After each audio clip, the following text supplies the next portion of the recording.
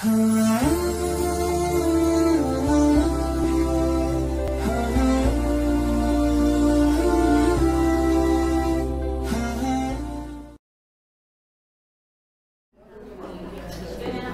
hamdalillah nahmaduhu wa nasta'inuhu wa nastaghfiruh wa na'udzu billahi min syururi anfusina man yahdihillahu fala mudhillalah wa man yudhlil fala hadiyalah. Asyhadu an la ilaha illallah wahdah la syarikalah wa asyhadu anna Muhammadan abduhu wa rasuluh, amma ba'du.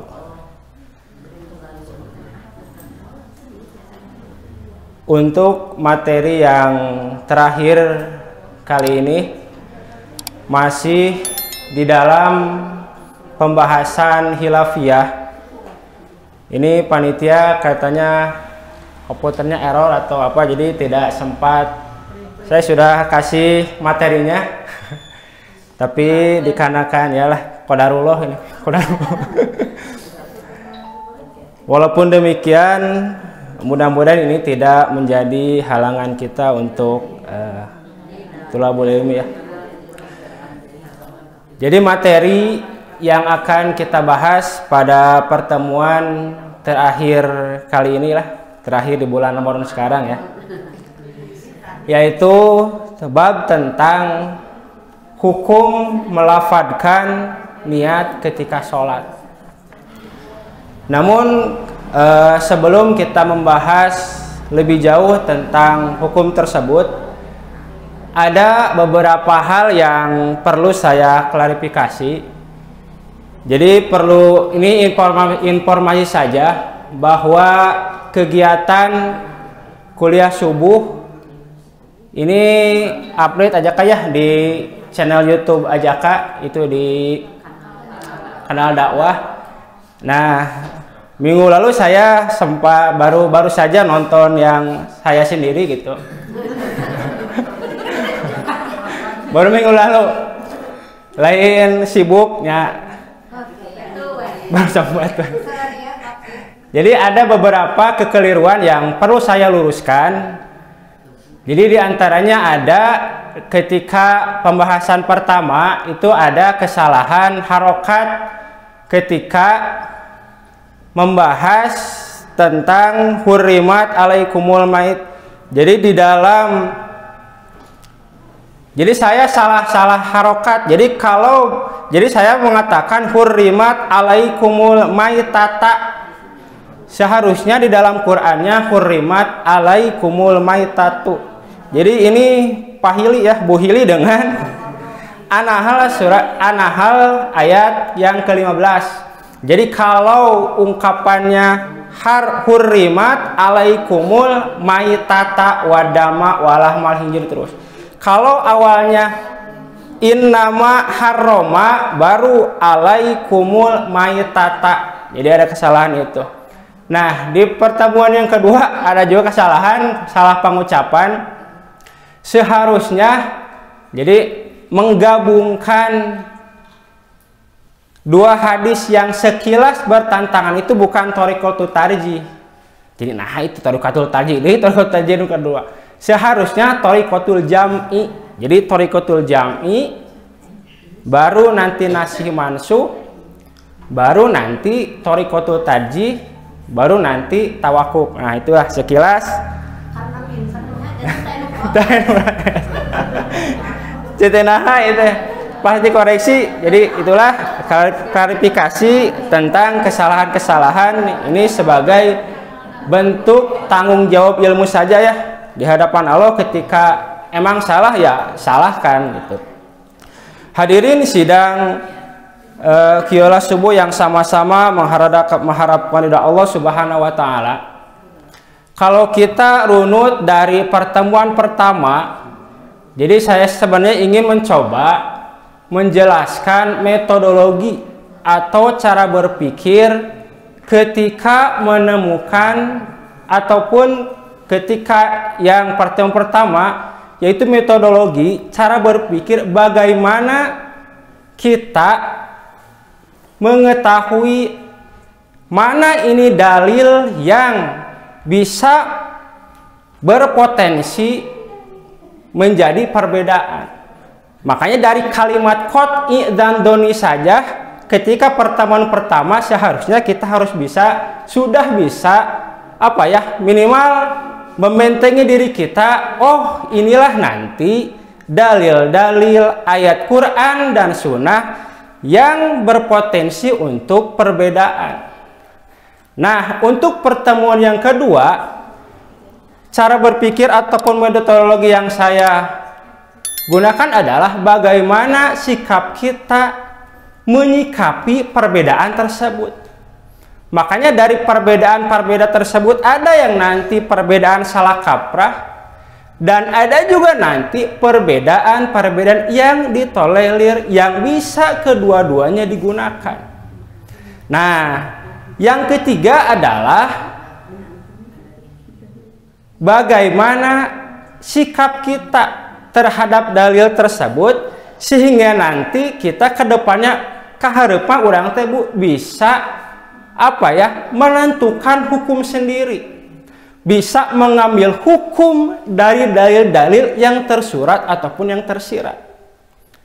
Nah, kedepannya nanti kita juga nanti ya mah lebih luasnya bagaimana kita menerangkan argumen orang lain. Yakin kalau kita ditanya, jamaah ashab khususnya jarang yang melakukan talaqul biniat. Sedikitlah mungkin atau ayat-ayatnya. Kalau kita tanya tidak akan ada. Tapi kalau kita ditanya, nah hati niat, ada yang jawabnya, dah kitu itu bola. Ada yang tahu dalilnya. Nah, ada yang tahu dalilnya, nanti ketika dihadapkan dengan dalil yang lain, bisa tidak dia mempertahankan keyakinan terhadap amal yang dia lakukan. Nah, itu nanti yang kasusnya. Dan insya Allah akan kita bahas pada kesempatan kali ini. Masih di dalam pembahasan, saya tidak akan terlepas dari qat'i dan doni.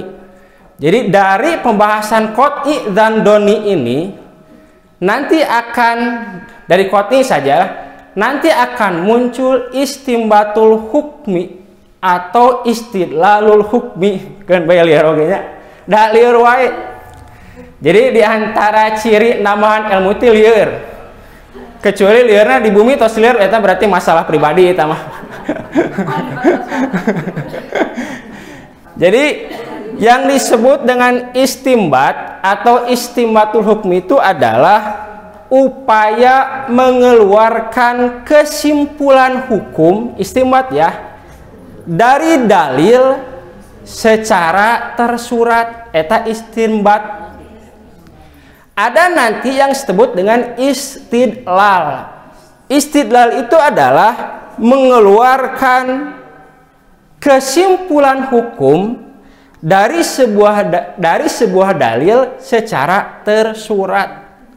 Contohnya kieu, kalau ada ungkapan jagalah kebersihan, contoh, cik istimbat hukum secara tersuratnya apa? Jadi anu kabayang gitu. Namun istimbat mah secara redaksi, redaksi yang nampak apa? Itu istimbat. Kalau istidlal itu hukum dari yang tersembunyi. Nanti dari istidlal ini nanti ada bukilir di bahasan ada hukum kebalikan, ada nanti yang disebut dengan hukum kebalikan atau hukum persamaan. Jadi dalam bahasa hadis mah nanti ada mafhum mukhalafah, ada mafhum muwafaqah. Lamun aya redaksi contoh ya, jagalah kebersihan. Kesimpulan hukum yang nampak apa, Bu? Kesimpulan ibu ya, amun bacaan jagalah kebersihan, kesimpulan naon? Nya jagalah kebersihan. Ya. Jadi kesimpulan hukum secara istimbat dari kalimat jagalah kebersihan itu adalah naon? Jagalah kebersihan. Nah, redaksi dari kalimat tersebut adalah jagalah kebersihan. Nah, dari ungkapan jagalah kebersihan nanti akan menimbulkan pemahaman hukum secara tersirat. Dari pemahaman tersebut akan muncul nanti teh wajib nyieun tong sampah. Jika bikin tong sampah wajib tidak? Di mana wajibna? Tuh, tina dalil jagalah kebersihan berarti makanya di dalam kaidah usul fikih ketika memerintahkan, ketika ada perintah terhadap sesuatu berarti mewajibkan terhadap perintah yang lain. Redaksi nama jagalah kebersihan, mafhum istimbat dari kalimat tersebut jagalah kebersihan. Akan tetapi kalau kita ingin mengambil kesimpulan secara tersurat, tuh meli sapu jadi wajib ya, yang tersirat. Bikin tong sampah jadi wajib. Mana dalilnya? Dalilnya sama, jagalah kebersihan. Contoh yang lain, yang ini sempat diulang-ulang, ketika hurrimat alaikumul maitata terus wadama walahmal khinzir, yang diharamkan oleh Allah itu babi. Timbul pertanyaan, ari hayam halal haram? Mana dalil halal haram? Mana dalil hayam haram? Tuh. Nah, jadi secara redaksi mafhum istimbat hukmi dari kalimat hurrimat alaikumul maitatu dan seterusnya ini menunjukkan haramnya babi. Nah, mana dalil no haramna hayam sama? Kenapa? Karena dalil Quran surat Al-Maidah yang mengharamkan babi itu menunjukkan bahwa yang diharamkan itu adalah babi, kemudian darah, kemudian bangkai dan sembelihan yang sembelih bukan ka'roh. Selain daripada itu semua hukumnya tuh jadi gitu. Makanya nanti timbul masalah lagi ketika memakai baju bu wajib tidak? Mana dalilnya?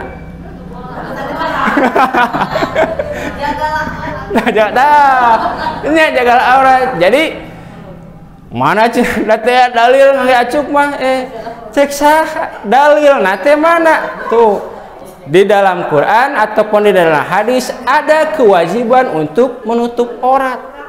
Jadi dalil pakai baju teh naon enya wajibna nutup aurat. Dalil wajibna meser acuk tuh ya pas lebaran. Jadi lebaran ya meser acuk kalian pas lebaran tuh dah. Oke mah hukum membeli baju itu jadi wajib. Kenapa? Karena syarat untuk nutupan aurat teh tah beli baju jadi wajib. Nah seperti itu. Jadi gambaran istimbatul hukmi atau istidlalul hukmi seperti itu. Jadi ke depan, jadi lamun aya yang mahwal dalam artian itu ibu bisa memakai cara ataupun metodologi seperti ini. Jadi untuk menghukumi halal nahayam sudah saja pakai hurimat. Selain dari itu hukumnya halal. Untuk menghukumi bahwa wajibnya pakai baju seperti itu. Nah, itulah gambaran-gambaran istimbatul hukmi atau mengeluarkan sebuah hukum dari kesimpulan yang tersurat istimbat. Kalau istidlal itu yang tersurat. Makanya sebenarnya untuk memahami bahwa ketika hendak sholat kudu baca talafud biniat atau tidak, sebenarnya dengan istimbatul hukmi, dengan istidlal hukmi sebenarnya sudah jelas. Makanya di dalam hadis riwayat Bukhari dijelaskan, nanti ada. Jadi idza kumtum ila sholati fa'as bigil wudu'a summastaqbilil kiblata fakabbir. Jadi apabila kamu hendak sholat kata Nabi, faas bigil wudu'a, maka sempurnakanlah wudu. Sumastakbilil kiblata fakabir, kemudian menghadap kiblat, fakabir, dan bertakbirlah.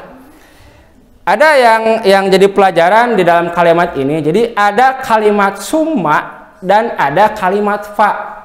Jadi idza kumtum ila sholati sumastakbilil kiblata, kemudian fakabir. Jadi di dalam bahasa Arab kalimat summa ini menunjukkan ada jeda.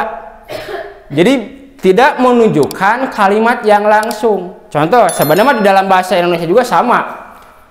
Ibu makan, kemudian pergi ke pasar. Cik menunjukkan langsung tidak?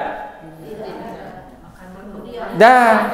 Jadi di dalam bahasa Arab summa ini bisa ada kemungkinan selesai makan ibu teh nyese heula. Selesai makan ibu teh bawa dah heula tuh. Kemudian ke pasar. Jadi di dalam bahasa Arab kalimat summa ini tidak menunjukkan langsung. Jadi ada jeda waktu. Jadi ketika wudu kemudian idza kumtum ila sholati fa'asbigil wudu'a, ketika wudu ini mah tidak menjadi syarat ketika wudu langsung takbir, tidak. Eta mah edek tuang heula mangga beres wudu mah. Edek mana jajan heula mangga. Akan tetapi ketika selesai ataupun ketika menghadap kiblat, ungkapannya Nabi menggunakan fakabir, maka bertakbirlah. Jadi tidak ada jeda, jadi langsung. Jadi secara istimbatna, bahwa istimbat hukum dari ungkapan tersebut sudah jelas sebenarnya. Ketika kita menghadap kiblat itu tidak ada aktivitas lain selain langsung takbir. Dan istidlalnya adalah tidak boleh mengucapkan apapun, tidak boleh melakukan apapun ketika hendak sholat, ketika takbir. Sebenarnya beres sakitu ge. Namun nanti ada masalah ketika mereka ge make dalil. Tah keur urang teh ayeuna teh saya juga tadi sudah katakan, lamun ditanya khususnya jamaah asob tidak ada yang melakukan hal tersebut, khususnya ketika hendak sholat. Kemudian dikerucutkan lagi, apakah semua orang tahu dalil ketika hendak sholat tidak ada katakanlah talafud biniat?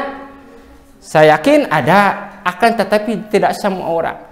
Dan yang jadi masalah nanti bagaimana ketika orang lain juga memakai dalil, memakai Quran, memakai hadis untuk memberi kesimpulan bahwa ketika sholat itu harus talafud biniat. Nah inilah nanti makalah di sinilah nanti gambaran dan bantahan-bantahan terhadap argumen-argumen yang mengatakan bahwa ketika sholat harus talafud biniat, tesah sholatnya lamun tidak melakukan talafud biniat atau usoli padu dan sebagainya. Jadi makalahnya tidak ada ya. Jadi dalam hadis yang pertama, walaupun ini untuk zaman-zaman dulu itu walaupun ini alasan yang fatal ya. Jadi alasan pertama saya sengaja tidak cantumkan di dalam makalah yang saya buat karena ini untuk kesinian juga mereka sudah menjadi ini kesalahan yang fatal ketika kalimat tersebut dikaitkan dengan wajibna usoli farun sebagainya, yaitu riwayat Nabi yang mengatakan shollu kama ro'aitumuni usolli. Jadi mereka beranggapan ataupun ada yang beranggapan bahwa ketika sholat itu harus melafadzkan niat, dan lafadz niat itu usoli fardu dan sebagainya itu berlandaskan hadis Nabi yang berbunyi shollu kama ro'aitumuni usoli, ayat kalimat usoli. Padahal hadis tersebut artinya kalau di dalam bahasa Indonesia kan sholatlah kalian ra'aitumuni seperti kalian melihat usolli aku sholat, lain sholatlah kalian sebagaimana aku usolli, lain gitu artinya teh. Jadi artinya itu sholatlah kalian sebagaimana kalian melihat aku sholat. Saya sengaja tidak cantumkan karena ini tidak berlandaskan sama sekali ya. Nah, hadis yang pertama yang beranggapan ataupun argumen mereka yang mengatakan bahwa wajibnya usolli, wajibnya talafud ketika sholat, dan ini menjadi syarat sah sholat kata mereka. Dan nanti kalau berkaitan dengan syarat sah sholat, lamun tidak dilakukan berarti teh sah sholatna. Kudu balikan deui sampaikan kak maca iya. Nah, argumen pertama yang mereka jadikan landasan tentang kebenaran ataupun tentang pengakuan mereka wajibnya talafud biniat adalah hadis yang cukup terkenal di dalam Sahih Bukhari, dan ini juga hadis yang pertama dicantumkan di dalam kitab Sahih Bukhari, yaitu kitab tentang innama a'malu binniyati. Jadi saya bacakan secara lengkapnya. An Amiril Mu'minina Abi Habsin Umar bin Khattabi radhiyallahu anhu qala sami'tu Rasulullah sallallahu alaihi wasallam yaqulu innamal a'malu binniyati wa innama likulli imri'in ma nawa. Jadi an Amiril Mukminin, dari Amiril Mukminin. Jadi di dalam bahasa Arab itu pengungkapan kata nama itu banyak versinya ya. Jadi di dalam mengungkapkan nama itu nanti ada yang disebut dengan banyak bahasa banyak bahasa baru ya. Jadi ada yang disebut nanti kunyah. Jadi engke orang teh kudu ngerti naon Amirul Mukminin di sini teh siapa, kemudian Abi Habsin di sini siapa, kemudian Ibnul Khattab ini di sini siapa. Kenapa satu nama yang sama akan tetapi digunakan kata yang berbeda? Nah, maksudnya di sini saya ingin menerangkan seperti ini.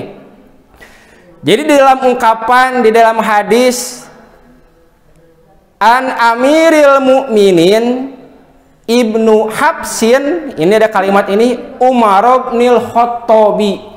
Ini satu orang yang sama akan tetapi digunakan tiga nama yang berbeda.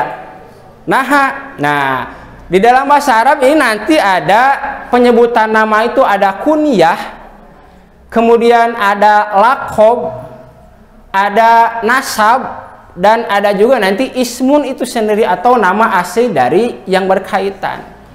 Kunyah itu adalah nama gelar. Jadi nama gelar presiden, Amirul Mukminin, bapak dokter. Nah, biasa jadi kunyah itu seperti itu. Kemudian ada laqab. Laqab itu biasanya julukan. Walaupun di sebagian kasus itu diawali dengan Abu, walaupun ada nanti yang tidak diawali dengan Abu. Yang jelas laqab itu nama julukan, bukan nama asli yang sebenarnya. Seperti Abu Hurairah, namanya kan bukan Abu Hurairah. Hurairah itu artinya kucing, bapak kucing. Jadi julukan lamun orang mah lanihan lah bahasa orang mah. Si Tawil, pedah jangkung, Tawilun. Nah, seperti itu. Ada juga nanti nasab.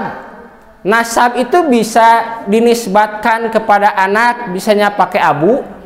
Lamun dinisbatkan kepada ayah, make ibnu. Contoh gini, kalau dinisbatkan kepada ayahnya berarti ibnu. Contoh misalnya teh Ajaka punya anak Kaf misalnya teh.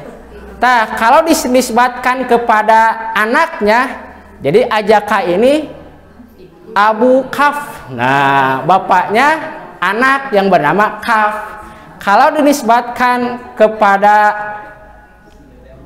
ayahnya berarti kakapna, berarti kapna ibnu Zaka, budak Zaka. Kaf teh ibnu Zaka, budak Zaka, seperti itu. Ada nanti ismun itu sendiri ya, kalau ismun itu nama asli dari yang berkaitan. Nah, jadi Amiril Mukminin itu adalah kunyah. Kunyah kasaha? Kunyah ka Umar. Jadi Umar itu kunyahnya Amirul Mukminin. Abi Hafsin ini adalah lakobnya. Nasab, bukan lakobnya, nasab. Nasab yang dinisbatkan kepada ayahnya, anaknya Abi Hafsin. Jadi Umar itu ayahnya Umar itu ayahnya Hafsah ya.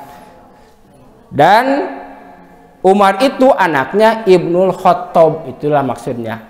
Radhiyallahu anhu qala sami'tu Rasulullah sallallahu alaihi wasallam, kata Umar, aku mendengar Rasulullah sallallahu alaihi wasallam yaqulu, beliau berkata, innamal a'malu binniyati.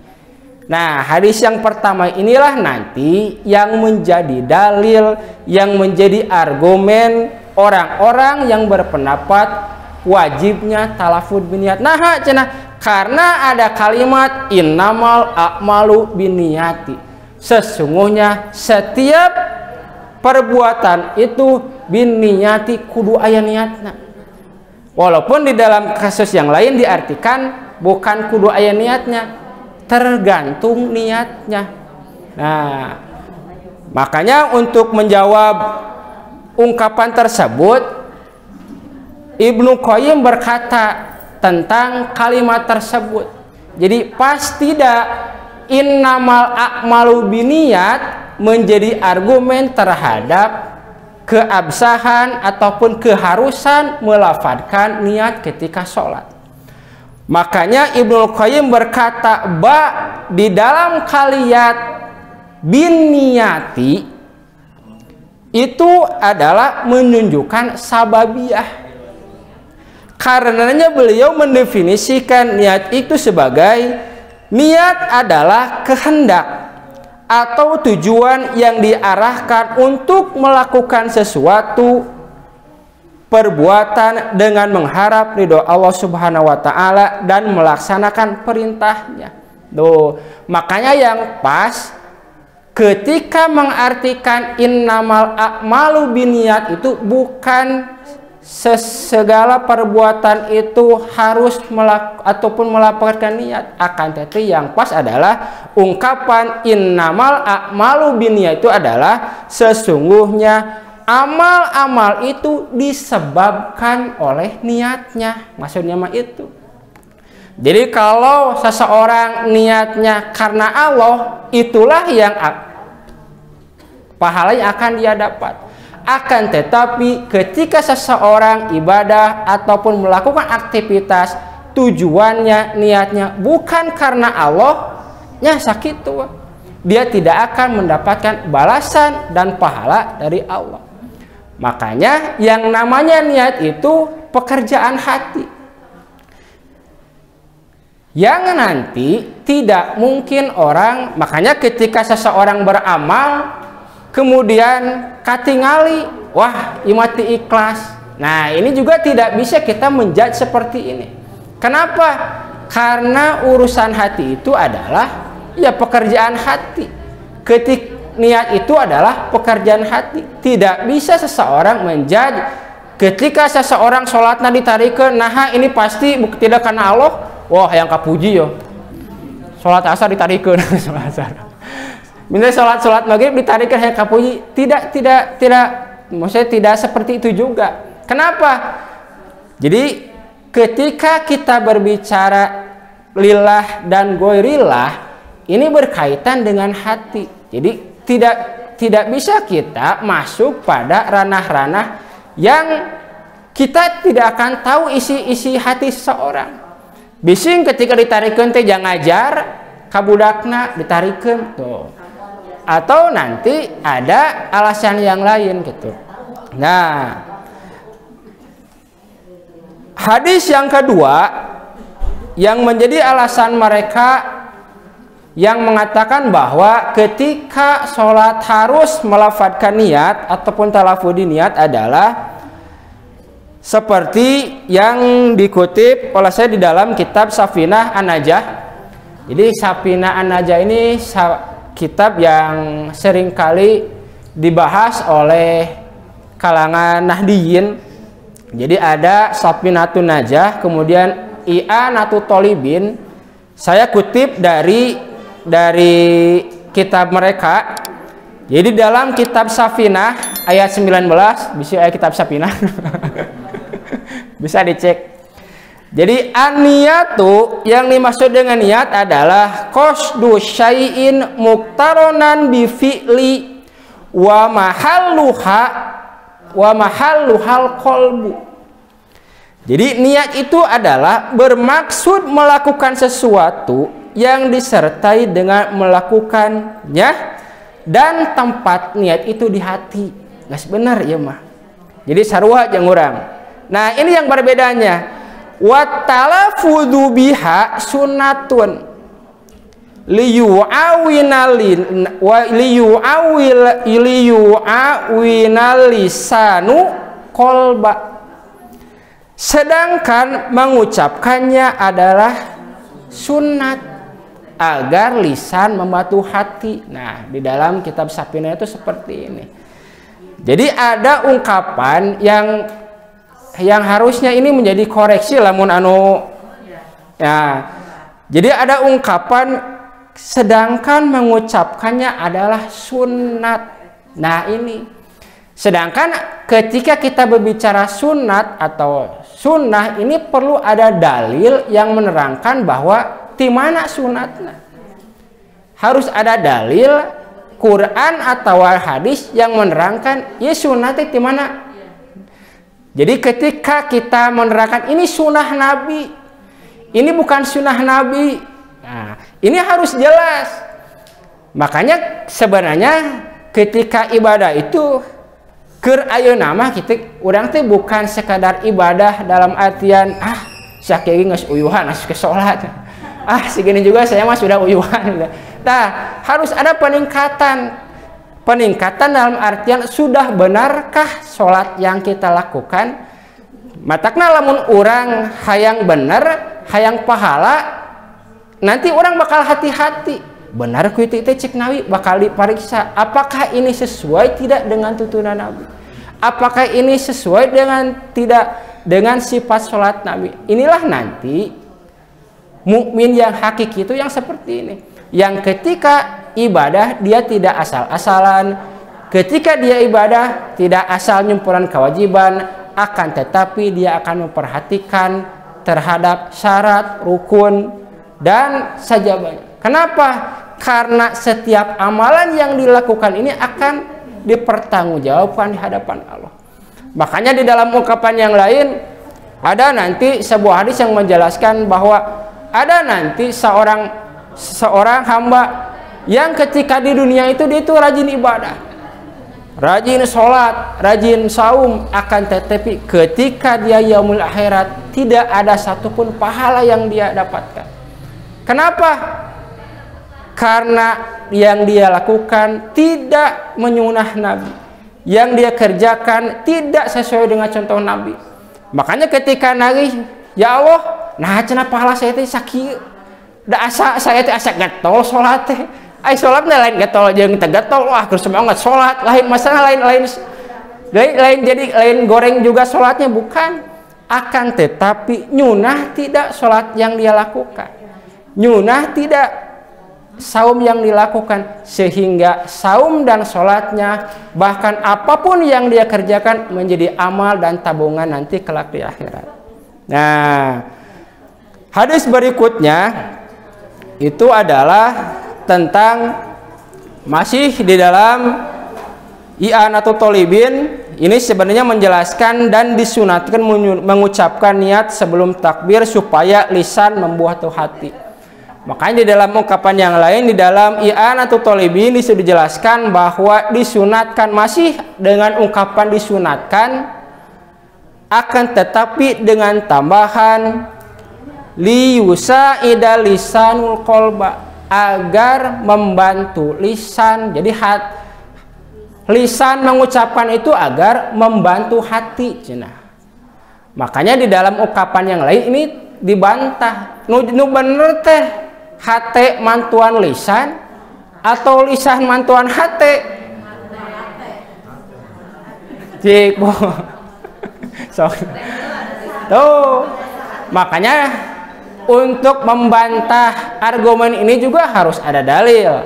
Nah, dalil yang digunakan nanti di dalam sebuah Quran, di Quran Allah menjelaskan bahwa nanti ada nanti satu bagian di dalam tubuh yang kalau bagian tersebut baik, maka baik seluruhnya, dan kalau bagian tersebut buruk, maka buruk pula lah semuanya. Nah, ungkapan itu digunakan mudgoh teh hati tuh. Matak nu bener mah lain lisan membantu hati, akan tetapi hati nu membantu lisan. Makanya ini terbantahkan. Nah, kita skip sajalah. Sing lami teuing ya. So elek sekeng we. Nah, argumen berikutnya yang dijadikan terhadap alasan mereka menyunahkan talafuz biniat adalah dikiaskan kepada ikhlal ketika ibadah haji. Jadi ketika ibadah haji itu kan ada niatnya. Jadi walaupun ungkapannya mereka mengatakan niat sih. Jadi ketika ibadah haji ada yang disebut dengan ikhlal. Ilal itu mengucapkan labbaikallahumma umrotan atau labbaikallahumma hajjan ketika hendak ibadah haji. Nah, inilah nanti yang menjadi dasar mereka melafadkan atau menang cenah kudu malah melapan kiat. Nah, tuh haji oge kudu aya niatna. Nah, ini bantahannya adalah pertama, jadi di dalam ibadah itu tidak ada kias. Yang ke satu itu. Yang kedua adalah bahwa syarat kias itu adalah, jadi syarat kias itu bukan sunnah zaman Nabi kemudian syariat zaman Nabi dikiaskan aja syariat zaman Nabi, bukan seperti itu. Jadi syarat kias itu adalah jadi kejadian yang sekarang yang tidak ditemukan hukumnya untuk yang sekarang maka dikiaskan. Contoh misalnya teh, ketika zaman dulu Nabi melarang memakan bawang ketika sholat, ketika hendak sholat. Nah, bising bau. Tah ayeuna kumaha? Teu aya bawang nama jengkol ayeuna mah. Tuh. Tah jengkol peuteuy. Cik kumaha hukum jengkol jeung peuteuy? Tuh. Nah, ini dikiaskan. Karena ke zaman baheula Nabi teu makan jengkol, da teh jengkol. Maka kata jengkol, kata jengkol.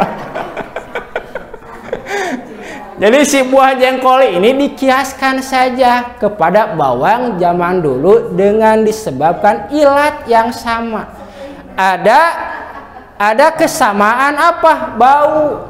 Jadi Nabi ketika itu melarang seseorang makan bawang ketika hendak sholat itu pedah bau. Nah, tah sama juga sekarang juga makan jengkol, makan peuteuy. Tah cik atau gosok gigi walau kalangsang sholat nah bisi ngaganggu terhadap kehusuan orang lain. Ai sholat imam cenah keun wae sorangan mah da icep ku sorangan. Nah, yang tidak boleh. Nah, ini kan masalahnya seperti itu. Kalau ilatnya bau terhadap orang lain berarti kesimpulan hukum. Nah, ini di sini kesimpulan hukum nama lamun sholat sorangan di imam masuk ada kemerdekaan ku jengkol ge teh naon ya. Nah, seperti itu. Nah, mereka mengkiaskan, menganalogikan, menyamakan niat haji dengan niat kewajiban, niat sholat dengan niat kewajiban haji. Padahal syarat niatnya saja ini tidak pas. Dan kalau kita ingin runut antara kewajiban sholat dan kewajiban haji, ini jauh. Sholat itu disyariatkan di Mekah, sedangkan haji di Madinah. Piraku talapun biniat dikaitkan dengan haji, yang hajinya ketika itu juga belum ada. Nah, inilah nanti bantahan kita terhadap argumen mereka yang mengatakan bahwa harus talapun biniat ketika sholat dengan landasan kias haji terbantahkan. Nah, ini nanti, ini yang lebih hadis tadilah yang pertama saya mukadimah katakan yang lebih mencakup bagaimana cara sifat Nabi. Makanya saya katakan kalau pertanyaannya bagaimana sifat sholat Nabi, nah ini tetapi kalau pertanyaannya bagaimana menyikapi talabul biniat, iya nu panjang nanti sebenarnya. Jadi kalau pertanyaannya bagaimana menyikapi atau bagaimana cara sholat Nabi ini, jadi an Abi Hurairah, dari Abu Hurairah, anna Nabiyya sallallahu alaihi wasallam, sesungguhnya Nabi sallallahu alaihi wasallam qala, bersabda, idza kumta ila sholati, apabila kamu hendak sholat, faas bigil wudu'a, maka sempurnakanlah wudu, summastakbilil kiblata fakabir. Makanya kalau pertanyaannya bagaimana sifat sholat Nabi, udah beres ku hadisnya. Oke. Sifat sholat Nabi itu adalah ketika beliau hendak melaksanakan sholat, beliau menyempurnakan wudunya, kemudian beliau menghadap kiblat, kemudian setelah itu fakabir, kemudian Nabi langsung takbir, udah beres. Tidak ada masalah. Masalah baru muncul ketika kalau pertanyaannya bagaimana menyikapi bantahan terhadap orang-orang yang mewajibkan talafud biniat. Nah, terakhir Bu. Terakhir ini, cengar ya. Jadi qala Ibnul Qayyim telah berkata, kanan Nabiyyu sallallahu alaihi wasallam, keadaan Nabi Shallallahu Alaihi Wasallam idza qoma ila sholati, apabila beliau berdiri untuk melaksanakan sholat, qala, beliau berkata Allahu Akbar. Ya. Jadi sifat Nabi, kebiasaan Nabi ketika hendak sholat, beliau memulainya dengan takbir, bukan dengan ucapan apapun, bukan dengan aktivitas apapun. Nabi langsung Allahu Akbar. Walam yakula syai'an qablaha wala yalfidu bin niyati albatata.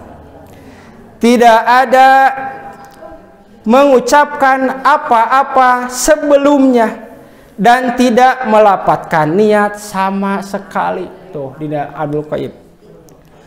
Wala qala usolli lillahi sholatan kada mustaqbilal kiblati arba'an rokaatin, dan beliau juga tidak mengucapkan usolli lillah, usolli fardu, saya sholat karena Allah. Sholat ini mustaqbilal kiblata, menghadap kiblat, arba rokaatan, 4 rokaat, tamani lamun sorangan di imah mitoha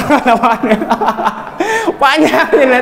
Nabi tidak melakukan hal seperti itu, kata Ibnu Qayyim.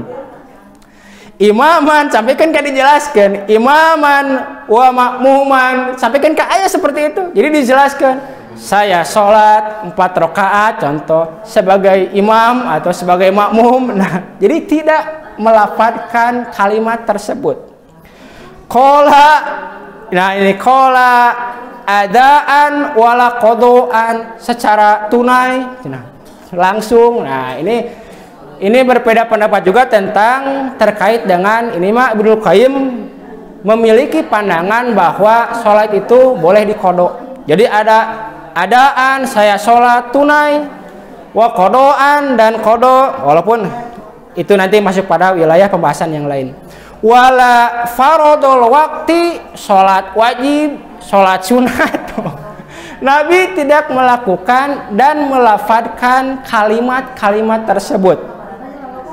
Wa hadhihi asyru bidain lam yankul anhu ahadun qadun bi isnadihi sahihin.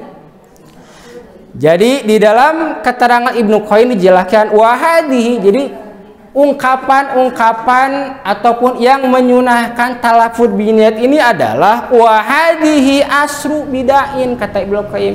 Ini termasuk 10 bid'ah cenah. Bukan sabaraha ya teh, bukan 10, cenah 10 besar bid'ah. 10 besar bid'ah ahadun qadun bi isnadin sahihin, yang tidak diriwayatkan oleh seorang pun dengan sanad yang sahih.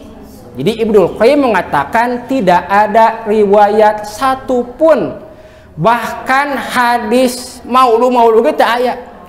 Jadi tongwaka hadis dhaif itu hadis lemah yang tentu saja kita tidak boleh mengamalkan. Jadi hadis dhaif saja tidak ada.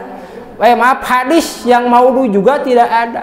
Jadi tongwaka dhaif nu maudhu, nu dalil palsu yang terkait dengan bahwa disyariatkan atau keharusan untuk melafadzkan niat ketika hendak sholat tidak ditemukan hadis, bahkan setingkat hadis maudhu, hadis palsu juga tidak ada. Nah, lanjut sedikit lagi ini. Bal wala an ahadin min ashabihi walastahsanahu ahadun minat tabi'ina wala a'immatu arba'atun. Jadi di sini dijelaskan bahwa satu kata pun sama sekali tidak ada, bahkan tidak diriwayatkan dari seorang sahabat pun yang menganggap baik terhadap kalimat-kalimat talafuz biniyat. Bahkan ini termasuk dari kalangan tabi'in, dan para imam madhab pun mengatakan tidak ada disyariatkan, tidak ada kewajiban untuk melafadzkan niat ketika hendak sholat. Makanya mereka yang mengatakan, kan kebanyakan orang yang mengatakan bahwa ketika sholat harus melafadzkan niat itu adalah Syafi'iyah. Jadi Syafi'iyah itu adalah bukan seharusnya pengikut Syafi'i.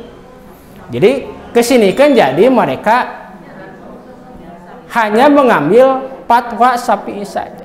Bahkan Imam Madhab sendiri mengatakan tidak ada. Makanya kalau di dalam konteks yang lain ketika kita bermadhab, ini juga nanti menjadi apa ya? Menjadi tantangan tersendiri ketika kita menerangkan sesuatu yang salah ataupun sesuatu yang salah kaprah terkait dengan ibadah yang kita lakukan. Seringkali mereka menggunakan argumen keun atuh da beda madhab. Nah, ini bantahannya bahwa keempat madhab pun mereka mengatakan tidak ada tambahan, tidak ada talafuz biniyat, tidak ada kalimat usolli, fardo, duhri dan sebagainya ketika hendak sholat. Nah, itu sajalah yang saya bisa sampaikan pada kesempatan kali ini. Mudah-mudahan menjadi bahan tambahan ilmu kita. Kesimpulan dari pertemuan yang terakhir ini adalah bahwa sekali lagi tidak ada aktivitas, tidak ada bacaan yang mesti kita baca ketika hendak sholat melainkan langsung takbir. Jadi tidak ada. Kenapa? Karena ungkapan yang Nabi katakan, idza kumtum ila sholati fa asbigil wudu'a summas takbiril kiblata fakabbir. Tidak ada bacaan-bacaan, tidak ada aktivitas apapun perbuatan yang Nabi lakukan selain daripada langsung takbir, langsung Allahu Akbar ketika hendak sholat. Itu saja yang bisa saya sampaikan pada kesempatan kali ini. Aqulu qouli hadza wa astaghfirullah li wa lakum. Wassalamualaikum warahmatullahi wabarakatuh.